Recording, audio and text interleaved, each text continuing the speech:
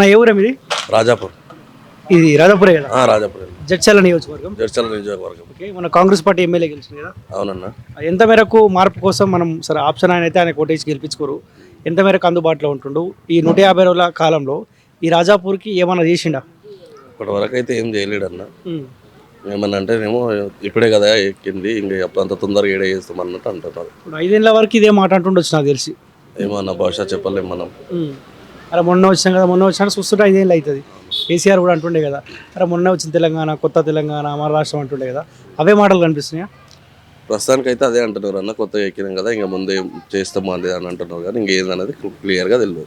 Okay, ఇప్పుడు MP elections రాబోతా ఉన్నాయి కానీ ఇది మహబూబ్ నగర్ పార్లమెంట్ పరిధి వస్తుంది. ఎవరెవరు పోటీ చేస్తారు ఇక్కడ నుంచి? డీకేఆర్ పోటీ చేస్తున్నది, మన ఎంపీ అయినా ఇంకా వంశీచందర్ రెడ్డి. ఓకే, ఎవరు బలంగా ప్రచారం చేస్తారు?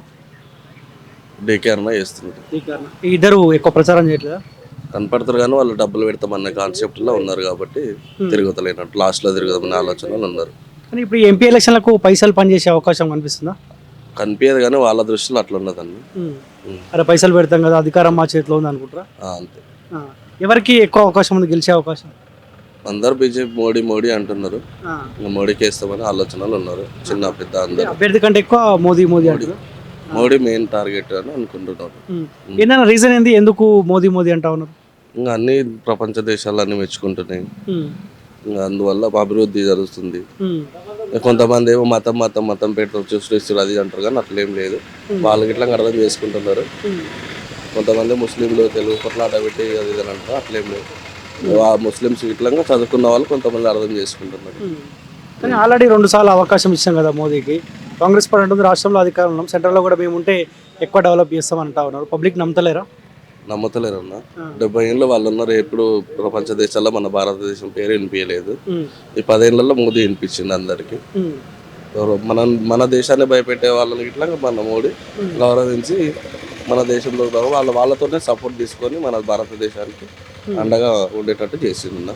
కానీ మొత్తం కాంగ్రెస్ పార్టీ ఎమ్మెల్యేలు ఉన్నారు 7 నియోజకవర్గాలు అనుకుంటా, ఎట్లా సాధ్యమవుతుంది డీకేఆర్ నాకు గెలుపు? అదేదో గాలివానలా గెలిచిందన్న, వాళ్ళు టీఆర్ఎస్ వీళ్ళు వద్దుర హామీలు ఎక్కువ అడిగడం వల్ల గాలివానలా గెలిచినారు తప్ప వాళ్ళ సొంతంగా వాళ్ళంత టాలెంట్ ఏం పనులు కాదు.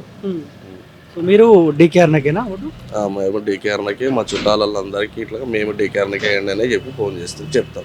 ప్రచారం కూడా చేస్తారు అట్లా? చేస్తున్నాం, ఫోన్లలో చేస్తున్నాం. ఎండకంటూ బయటికి వెళ్ళి ఫోన్లలో దానిలలో చేసి ఫోన్ చేసి చెప్తున్నాం. వాళ్ళ చుట్టాలకు వాళ్ళకి చెప్పండి, ఫ్రెండ్స్కి క్రీడ కనబడితే అక్కడ చాయ్ కాడ ఇక్కడ మోడీ ఇట్లా చేసింది అది అన్నట్టు చెప్పి చేస్తున్నాం. ఉండాల్సిందేనా మోదీగా మూడోసారి? ఉండాల్సిందే, మోడీ ఉంటేనే మన భారతదేశంలో సురక్షితంగా ఉంటాం. అంతే.